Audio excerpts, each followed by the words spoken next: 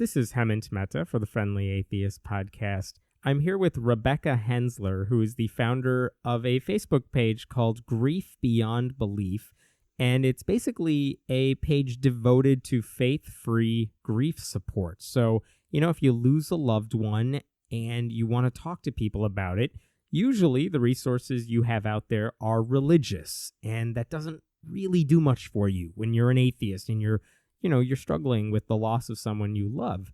And so Rebecca began this page to help people get through that difficult time when you don't believe in God. I cannot tell you all how many times I have referenced the website or recommended to people who have written to me going through that situation. And I've told them, you should go check out Grief Beyond Belief because it's really, really helpful. And the feedback I've gotten from people who have visited that page is unbelievable. So, Rebecca, thank you so much for being with me. And I'm wondering if you can just start off by telling us how you got involved in this particular form of activism, because it's a really unique niche, and it's not necessarily one, I suspect, you go into thinking this is the sort of activism I want to do. It's interesting that you talk about it as activism because I was a street activist when I was younger, when I was in my early 20s, and really, much of my younger life.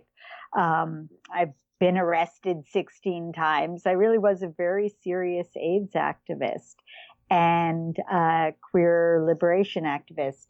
And so I never really thought that I would end up taking a role in a community where I'm much more a caregiver than a firebrand of any sort. But what happened was I had a son who was born with a very severe birth defect. And my wife and I knew that he was going to be born with this condition, which is called congenital diaphragmatic hernia. And my son, he lived only for 3 months. He got excellent care, but it's a condition that's very, very serious, and many of the babies who are born with it don't make it. So after he died, obviously, there's really no experience like losing a child. Grieving parents are sort of a different species. And I really felt for months, I just felt like there was really no point to my life at that point, which is a very common emotion for grieving parents. And then really, as things were getting worse and worse, I discovered online grief support, which I'd never even known existed. And you found grieving support for atheists or online grief support for people in general? Online grief support specifically for parents who were grieving children who had died through an organization called the Compassionate Friends, which is an amazing organization. But it was such a mixed experience for me because at the same time as it was incredibly supportive, and I can honestly say I don't know how I would have made it through without, it was also incredibly alienating because the vast majority of the people involved in the Compassionate Friends community are grieving with some kind of afterlife belief, whether it's a belief in heaven and angels, and boy, was there a lot of heaven and angels, or a belief in signs and spirits and, I'm going to go see a medium so I can communicate with my dead child. And all that talk was really anything but comforting for me. And it was hard feeling so much in the minority, not just like, wow, I'm different, but that how I was grieving was different. And I started reading about secular grief, and there were people who were writing about it, and there were people who were talking about it. And a lot of people were saying there is a need for support for people who are grieving without belief in an afterlife or a higher power. But no one was really doing anything about it. And that's where the part of it that I think really kind of is my activist instinct kicked in, because I wasn't willing to kind of wait for someone else to do something. And so even though it took some time for me to feel ready, because providing grief support is not something that people feel ready to do, in the months or even the year following their own loss. I did 2 years after my son's death, I found this community, Grief Beyond Belief, and I founded it just as a Facebook page, just as this one page. And I didn't really know whether people were going to respond or not. I do have to say that it was really bloggers like you and so many other people writing about it that made the community grow at first, because that's how so many people in the atheist community found out that Grief Beyond Belief existed. And it grew quickly. And then about 6 months afterwards, there was an article about us that was published in the Huntington Post and a few other online news sources. And then there was this whole second growth among people who didn't call themselves atheists, who weren't thinking of themselves as part of a community or a movement. They were just out there quietly grieving without the kind of support they needed. And after that, the community doubled in size. And we've grown in a number of ways since then. I can tell you that one of the reasons I remember writing about it when I heard about what you had started is because, I do get a lot of emails as a blogger, just as I think every blogger does, and any YouTuber, podcaster, what have you. We all get, messages from people. But if people ask, I'm going through a crisis of faith, I have questions about God, it's so easy to say, here are some books you might want to check out, or here are some websites you may want to go to. But when people say, I lost a parent, I lost a grandparent, or someone younger, and I don't know what to do because everyone says they're praying for me, or like you said, they keep mentioning the afterlife, or that, we'll be reunited in the future, that almost makes the pain worse, because I know that's not true, but I don't know what to do about it, because there's no one I can talk to about this grief who will talk sense to me. And that's why when I saw what you were doing, it's like, oh my God, there's a community out there of people who have gone through this and have had that experience. And it's such a useful thing that I couldn't believe there wasn't already a resource like that out there.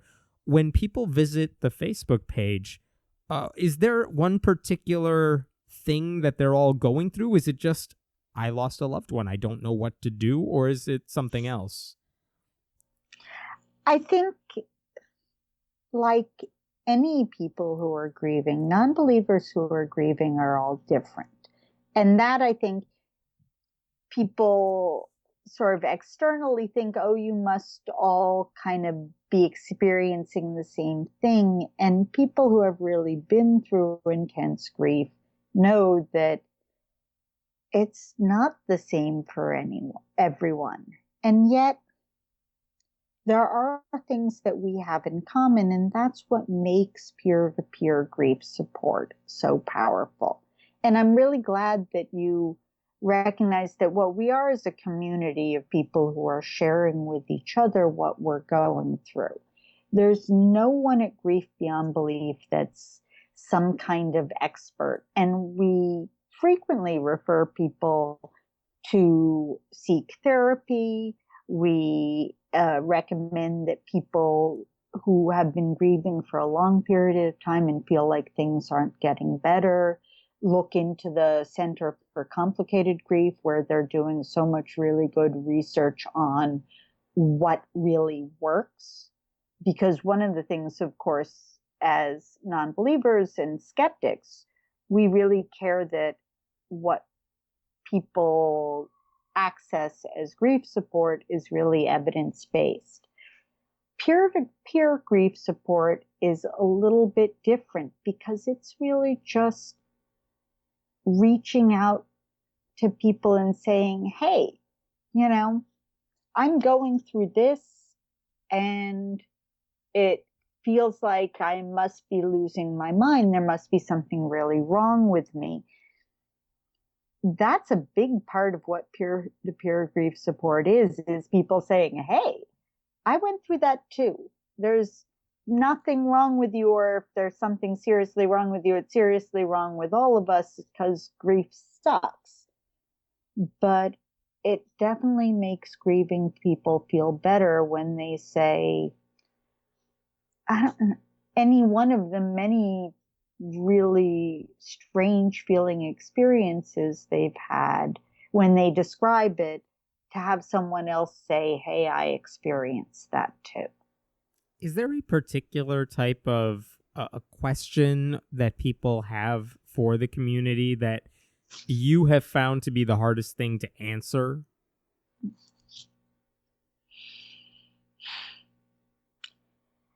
I think the hardest things are when people are just really in the depth of grief, when they are in excruciating pain, when it feels like it hurts like hell, it's not getting any better, it's hard for me to believe that it's ever going to get any better. I've, been to a therapist, it didn't make me feel better. To really be able to say, I don't have answers for you. I don't have some solution, because grief isn't something that there's a solution to. Grief is something that people learn to live with. And the best research really is, most people are really resilient, and people make it through to a point where they've really incorporated their grief and their relationship to the loved one who's died kind of into the rest of their life. They're able to find things that bring them joy. They're able to work. They're able to love. It's not about moving on. It's about learning to live with it. But when someone is really in the depths of grief, not having a solution is probably the hardest thing. And I do want to say that that's one of the things where, when someone's in the depth of grief, if you do believe in an afterlife, you kind of have this easy answer. You can say, you're going to see them again. When someone's in the depths of grief and saying, why me? Why did this happen? How could this have happened? If you're a believer in a higher power, you might have some sort of answer to that. But when you are grieving with the knowledge that there isn't someone in control, that there isn't a plan or a reason externally, we don't have those easy answers.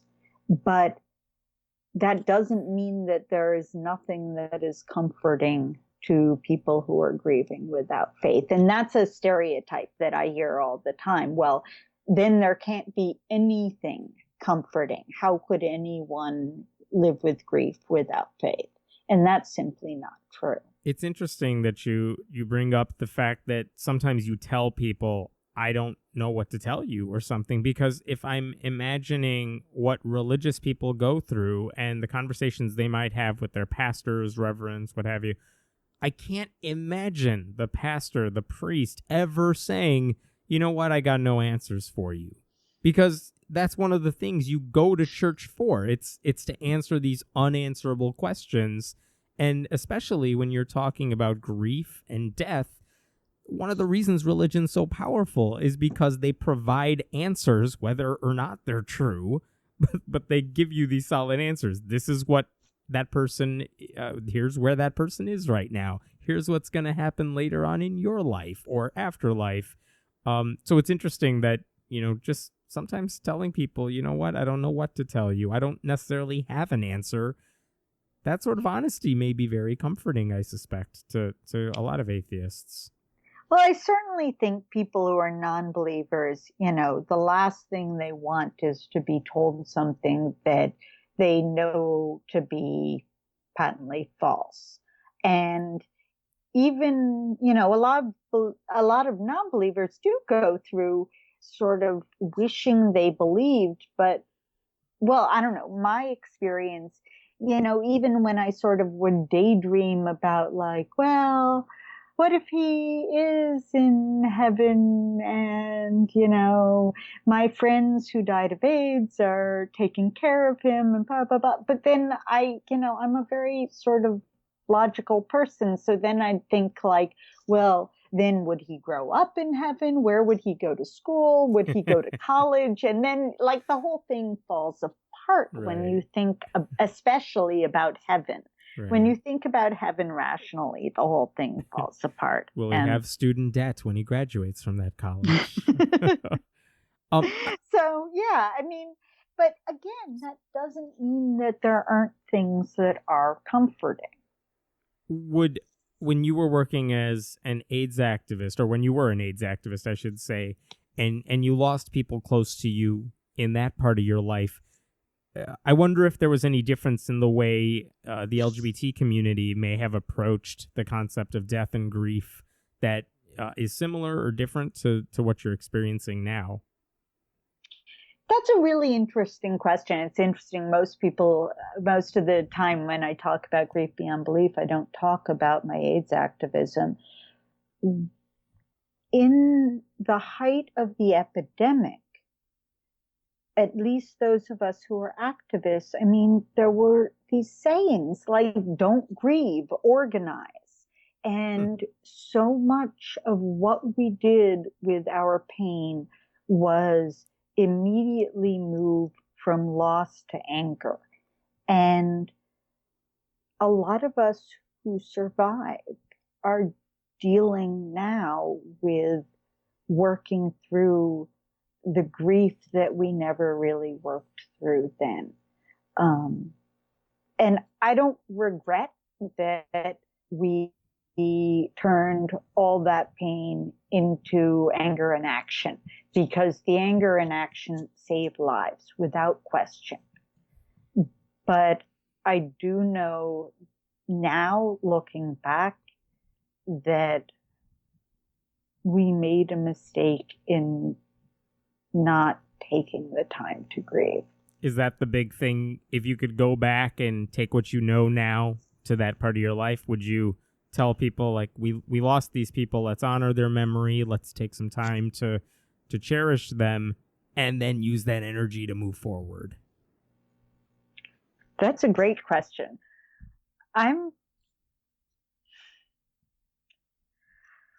What happened. I don't know that I really even think about like, should we have done something differently? What I do know is that what I learned from the death of my son and what I've learned from grief beyond belief, I've started taking back into the community of people who survived that part of the epidemic and were activists. And that's actually really been a intense and wonderful experience to go back and say, let's talk about grief now. That's good to hear. We should say that usually when religious people respond to atheists who have lost a loved one, they say things like, it happened for a reason, you will reunite with this person. They obviously mean well. This is what they say, themselves, to get through these times, so they assume it's going to be good for you. What would you say to them? Like, what is it that religious people don't understand about atheist grief besides just, all the stuff you're saying, we don't believe in it.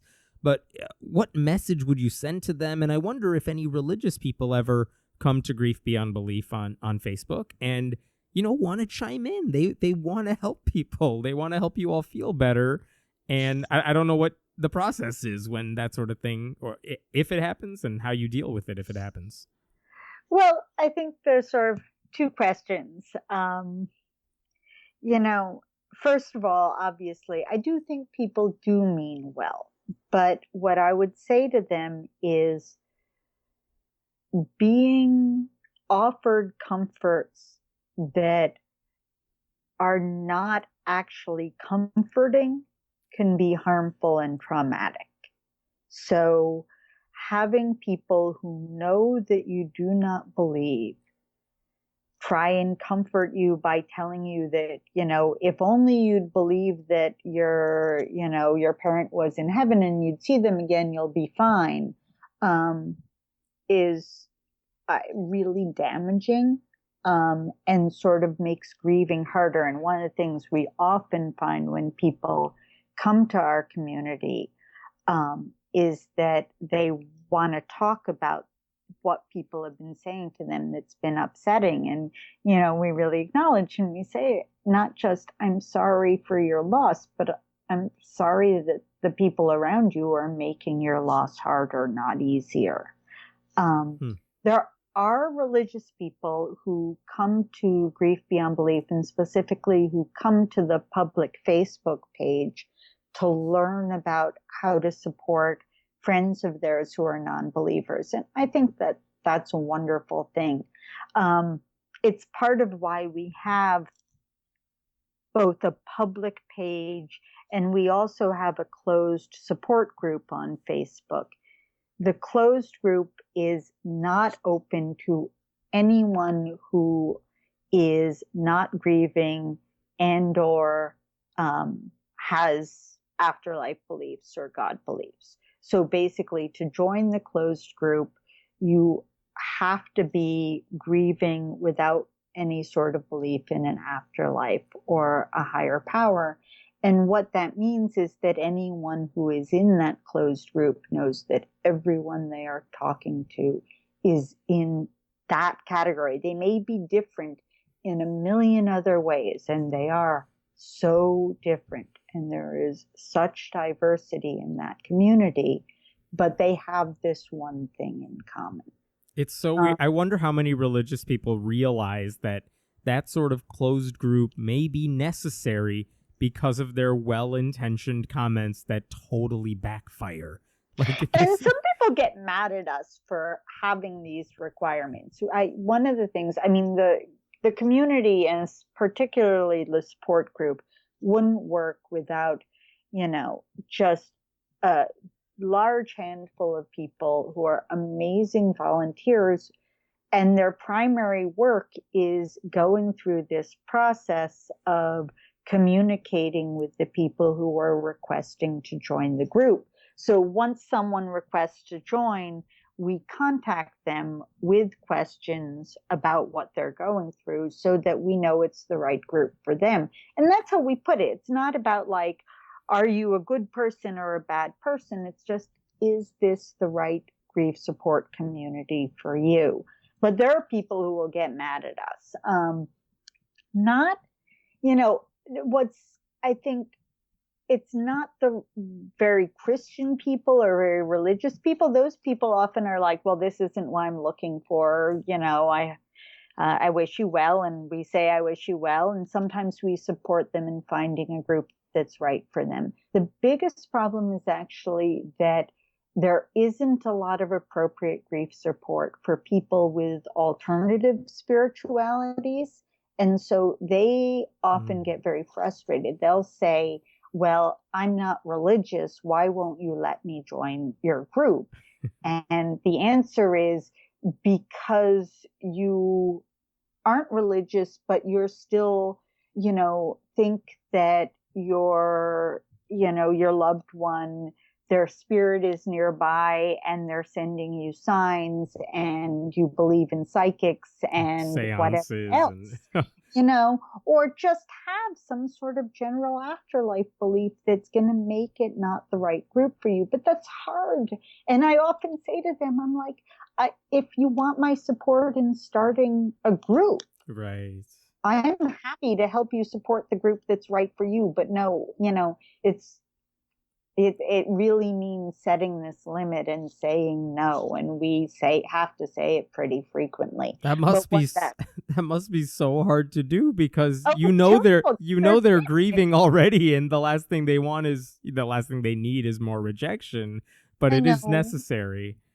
It actually is one of the hardest parts of what we do, is saying no to people for whom grief beyond belief isn't the right kind of grief support. But part of why we do that is that people, like you were saying, people are coming to us saying, oh, these people, they're praying for me. I don't want them praying for me. They're telling me I should go to church and I'll feel better. They're, like, people are mad.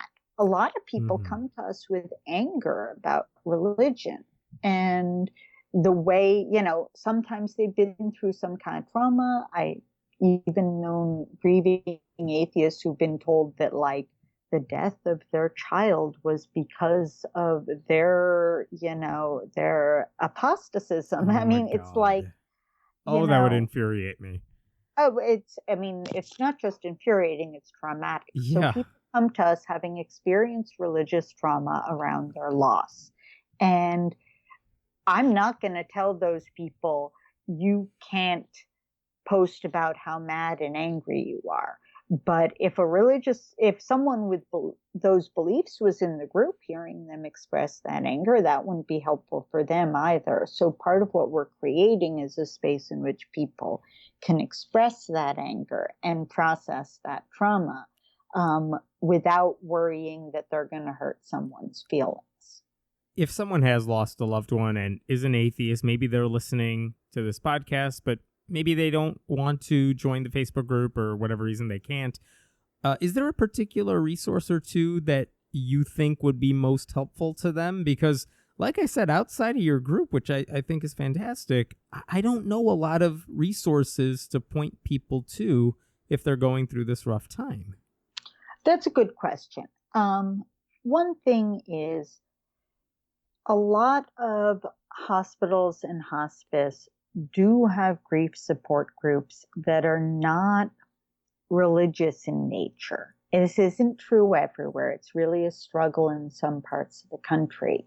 But what I'd really recommend is, if you're going to join a grief support group, let the facilitator know ahead of time, in the beginning, that you're grieving without belief. Because if you don't do that, often they make an assumption that everyone has some sort of faith belief. That's a very common assumption just in general, that everyone has some sort of faith belief.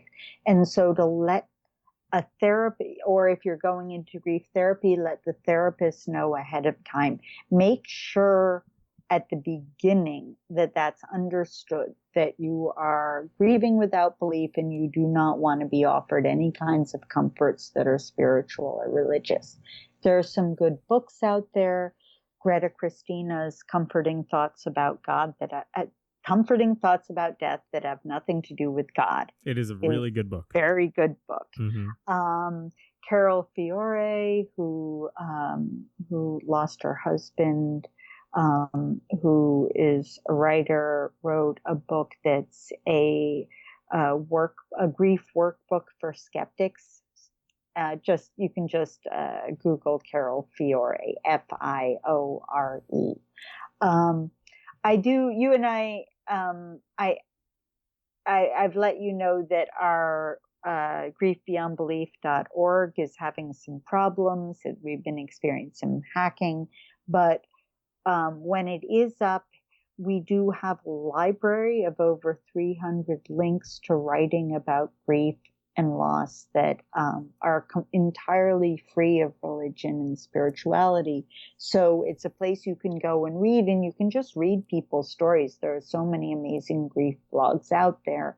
But if you Googled grief, your odds of having whatever you read have religion or spirituality in them are pretty high, while the griefbeyondbelief.org library actually does have a lot of writing and podcasts and videos. And you vetted them.